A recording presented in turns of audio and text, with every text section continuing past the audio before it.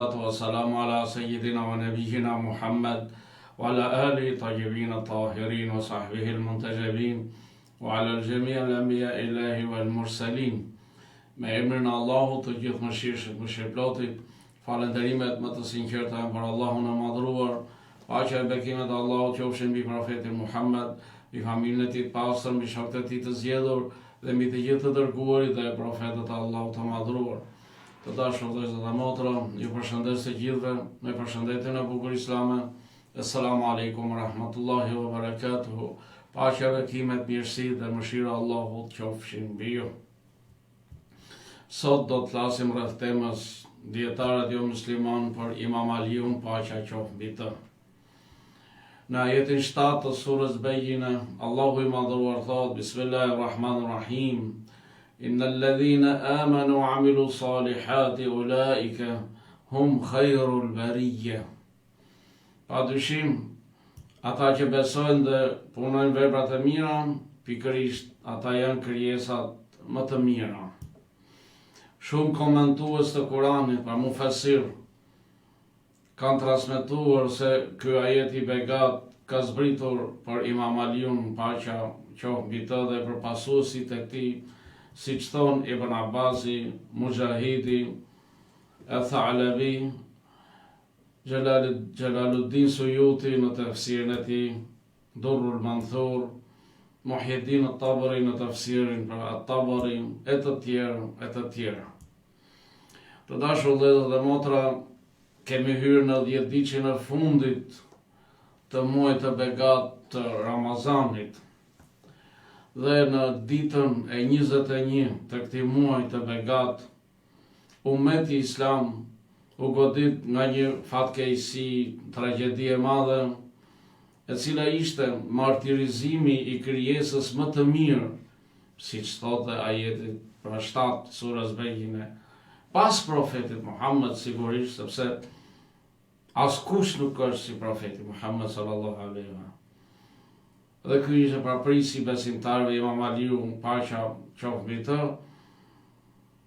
i cili u martirizua nga dora e Hawarijit Abdurrahman ibn Muljam, për të cilin profeti Muhammed, paqja e bekimet Allahut qofshin mbi të dhe mbi familjen e tij, ka thënë se është më i ligu i të parëve dhe i të fundmëve për njerëzve.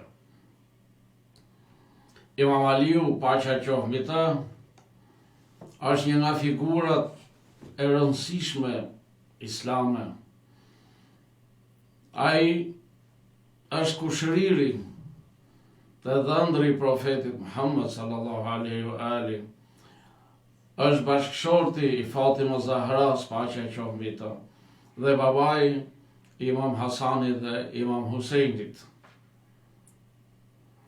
Për muslimanët shiit, Imam Aliu është pra imami i parë dhe pasardhës legjitim i profetit Muhammed sallallahu alaihi wa alihi. Ndërsa për muslimanët e Ahli Sunnetit, Imam Aliu është halifi i 4 i drejtë. Për Imam Aliun, profeti Muhammed, paqja e bekimet Allahut qofshin mbi të dhe mbi familjen e tij, ka thënë prej thënieve të shumta: unë dhe Aliu jemi 2 baballarët e ummetit, pra ummetit islam. Pra kjo thënie nxjerr në para pozitën e lartë të prisit të besimtarëve Imam Aliu, paqja qoftë mbi të, tek profeti Muhammed sallallahu alaihi wa sallam. Imam Aliu, paqja qoftë mbi të, mbetet një figurë e dashur dhe e respektuar nga të gjithë muslimanët, me përjashtim të nasibive. Nasibit janë armiqtë e përbetuar të Ehli Bejtit, paqja qoftë mbi të. Ai pra mbetet një figurë e dashur, e respektuar, e nderuar nga të gjithë muslimanët për devotshmërinë, sakrificën dhe urtësinë e tij. Për cilësive të tij të larta, të cilat janë të shumta, përmendim mençuria dhe drejtësia. Imam Aliu, paqja qoftë mbi të, njihet për diturinë e tij të madhe dhe të thellë, për gjykimin e drejtë dhe aftësinë e tij si ligjvënës dhe udhëheqës i drejtë. Trimëria e madhe. Imam Aliu, paqja qoftë mbi të, mori pjesë në betejë të rëndësishme si që ishin beteja e Bedrit, e Uhudit dhe Handakut, duke treguar guxim, trimëri dhe besnikëri të palëkundur ndaj Islamit. Udhëheqës i drejtë gjatë udhëheqësisë së tij pra kalifatit të tij, ai u përpoq të vendos drejtësi dhe barazi, por përballja me kundërshtar politik çoi në konflikte si betejë e Xhemelit, e Sifinit, e Nahrawanit e të tjerë. Këto cilësi e këto kontribute të Imam Aliut, paqja qoftë mbi të, i zbuluan shumë dietar dhe mendimtar jo musliman, sidomos studiues, historian dhe filozof, të cilët kanë shprehur vlerësime të larta për Imam Aliun, paqja qoftë mbi të, për mençurinë, për drejtësinë, për devotshmërinë dhe për trimërinë e tij. Disa prej atyre dietarëve jo musliman e kanë parë atë si një udhëheqës të madh, një simbol të trimërisë dhe një figurë me virtyte të larta morale. Për atyre dietarëve jo musliman të cilët e kanë vlerësuar figurën e lartë të Imam Aliut, paqja qoftë mbi të, janë Edward Gibbon, historian britanik. Në librin e tij Historia e rënies dhe shkatërimit të perandorisë romake, e përshkruan Imam Aliun si një njeri me virtyte të larta dhe një nga udhëheqësit më të mençur të Islamit.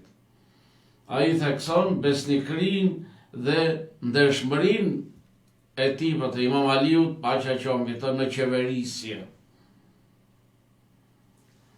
Thomas Carlyle, filozof dhe historian skocez, ai e ka vlerësuar Imam Aliun për ndershmërinë dhe trimërinë e tij, duke e cilësuar atë si një njeri të pashembullt në virtyte dhe si një lider të drejtë.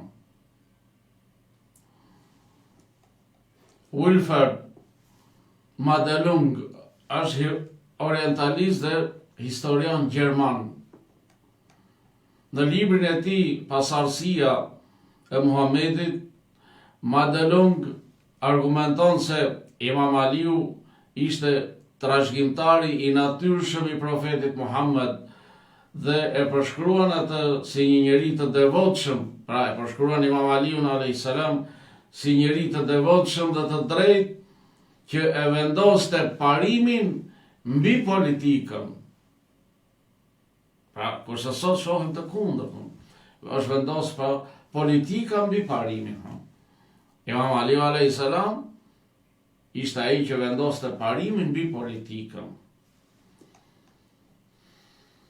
George Jordak, shkrimtar dhe filozof libanez i krishterë, në librin e tij Imam Ali Sautul Adal al-Insaniya, Imam Aliu, zëri i drejtësisë njerëzore, e përshkruan imamin si një simbol të drejtësisë dhe dëmshurisë për njerëzimin. Ky libër gjendet i përkthyer edhe në gjuhën shqipe, dhe është në website-in e shoqatës Flati, është në 2 volume. Një libër mjaft i përkryer dhe kushdo që të shëron të njihet akoma më shumë me figurën e Imam Aliut, atëherë pra le ta vizitoj këtë faqet e internetit të Shoqatës Flati dhe ta lexoj. Është përkthyer mjaft mirë edhe nga indjeri Haxhi Salim Stafa, Allahu e mëshiroft.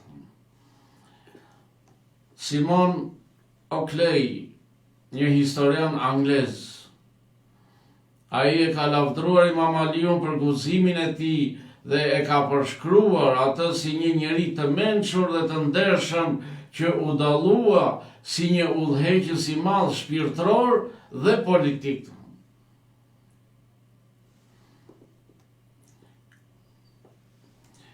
Kemi Ramakrishna Rao, është studiues indian, profesor dhe filozof. Në librin e tij Muhamedi, profeti i Islamit, flet për Imam Aliun si një njeri me një karakter të jashtëzakonshëm, që i kombinoi mençurinë me guximin dhe me drejtsinë. Pa që të treja i kombinoi së bashku, thotë. Të treja pra gjendeshin tek Imam Aliu, paqja qoftë mbi të. Washington Irving, shkrimtar dhe historian amerikan, në librin e tij Jetët e pasardhësve të Muhamedit sallallahu alaihi wa alihi, ai shkrua: Aliu ishte trimi më i guximshëm dhe më fisniku i të gjithë ndjekësve të profetit. Ai ishte i njohur për thjeshtësinë, elokuencën dhe urtësinë e tij.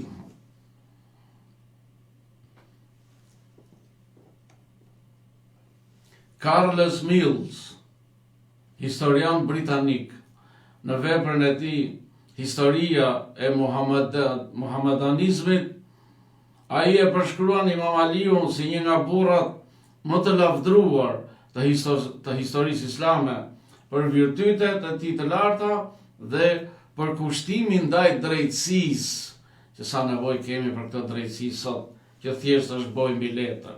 Flitet shumë, por shumë pak zbatohet drejtësia.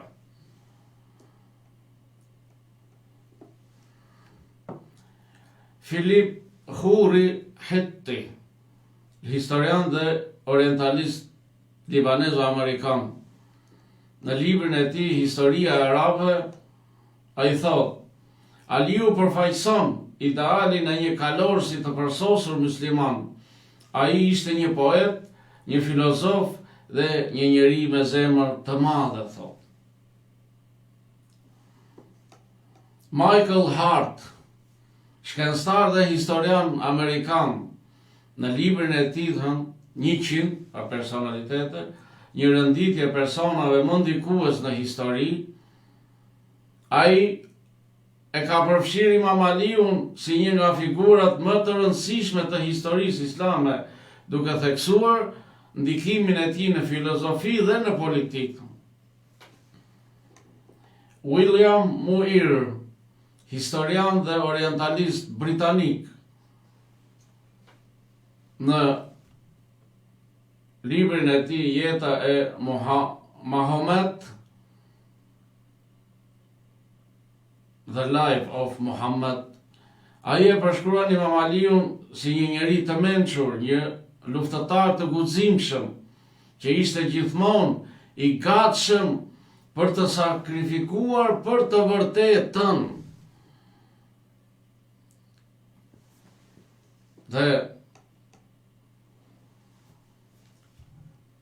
Jules Labarthe, shkrimtar dhe studiues francez, ai shkruan se Imam Aliu ishte një nga njerëzit më të mëdhenj të njerëzimit, me një shpirt të lartë dhe një urtësi të madhe. Të dashur vëllezër dhe motra, këto ishin pra disa nga dietarët jo musliman që kanë shprehur vlerësime të larta për Imam Aliun, paqja qoftë mbi të. Sigurisht, Imam Aliu është një figurë universale që ka frymëzuar jo vetëm muslimanët, por edhe studiues të ndryshëm në mbar botën, pra edhe jo muslimanë. Ai do të qëndrojë gjithmonë në zemrat e besimtarëve dhe të ashikëve. Kur ne e përkujtojmë Imam Aliun, paqja qoftë dhe qoftë në ditën e lindjes apo në ditën e martirizimit, ne duhet të ulemi dhe të pyesim vetat tona, vallë, a jemi në rrugën e Imam Aliut? A e duam vërtet ashtu siç e meriton Imam Aliu? A e zbatojmë porositë e Imam Aliut? A e kryejmë adhurimet siç i kryente Imam Aliu? A e kundërshtojmë pa drejtësinë siç e kundërshtonte Imam Aliu? A i përkrahim të shtypurit, të doptit siç i përkrahte Imam Aliu? Nuk mjafton vetëm të themi që ne e duam Imam Aliun.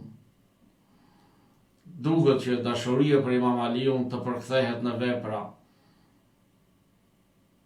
Nëse duhet të jemi afër Imam Aliut, paqja qoftë mbi të, duhet të veprojmë ashtu siç vepronte Imam Aliu, paqja qoftë mbi të. Në hutben 45, në Nehjul Balagha, Imam Aliu, paqja qoftë mbi të, thotë: vërtet, çdo ndjekës ka një imam që e udhëzon dhe ndriçohet nga drita e dijes së tij. Ja, thot, imami juaj, pra flet për veten e tij, imami juaj është kënaqur nga kjo botë me 2 petka, me 2 rroba. Dhe nga ushqimi i tij me 2 copa bukë. Por ju, thot, nuk mund të arrini këtë, që të jetoni jetën tuaj me 2 petka, apo me 2 copa bukë, ju nuk e arrini këtë. Na thot neve, pra, Imam Aliu a.s. Por, më ndihmoni, thot, me devotshmëri, pra duke qenë të devotshëm, me përpjekje, të përpiqeni në rrugën e Allahut, në rrugën e mirësisë, në rrugën e paqes, me pastërti dhe me drejtësi, a duke qenë të pastër, qoftë nga ana e brendshme ashtu edhe nga ana e jashtme. Të pastër nga urrëtia, nga armiqësia, nga shpifja, nga trillimi, nga gënjeshtra, nga hipokrizia, nga gjithçka. Dhe të jemi të drejtë me krijuesin, me veten tonë, me familjen, me shoqërinë, me fëmijët, me të gjithë njerëzit. Më pas, Imam Aliu thot: dhe në sytë e mi, kjo botë është edhe më e pavlerë, edhe më e parëndësishme se sa një gjethe e tharë akacije. Domethënë është e pavlerë fare. Po ne vallë, a jemi të tillë? A e konsiderojmë ne këtë jetë ashtu si e konsideronte pra Imam Aliu, të pavlerë? Apo na ka mashtruar kjo botë dhe nxitojmë pas saj? A e ndjekim me të vërtet Imam Aliu ne apo jo? Këtë duhet të bëjmë pra kur ne e përkujtojmë Imam Aliun, paqja qoftë. A nuk duhet të ndiqet ky njeri për të cilin pra kanë folur më shumë kundërshtarët e tij se sa miqtë e tij. Për të cilin, si thot pa Ibn Abbasi, janë transmetuar thënie mirësi për Imam Aliun më shumë se çfarë janë transmetuar për ndonjë nga shokët e tjerë të profetit. Pra të mos mjaftohemi vetëm me thënë unë e dua Imam Aliun, apo duke thënë ja Ali me det, por Imam Aliun ta duam me veprime, ta duam pra duke besuar, duke ju bindur Allahut, duke ju bindur të dërguarit, duke zbatuar Kuranin. Sepse i tillë ishte Imam Aliu paqja qoftë. Allahu na mundsoft që ta njohim sa më mirë figurën e Imam Aliut paqja qoftë. Dhe të jemi në rrugën e tij, sepse rruga e tij është rruga e profetit Muhammed, është rruga e Allahut fuqiplot. Allahu na bashkoft me atë dhe familjen e tij të pastër në jetën tjetër. Allahu na e pranoft agjërimin dhe adhurimet në këtë muaj të begat. Assalamu alaikum wa rahmatullahi wa barakatuhu. Paqja, bekimet, mirësi dhe mëshira Allahu qofshin mbi ju.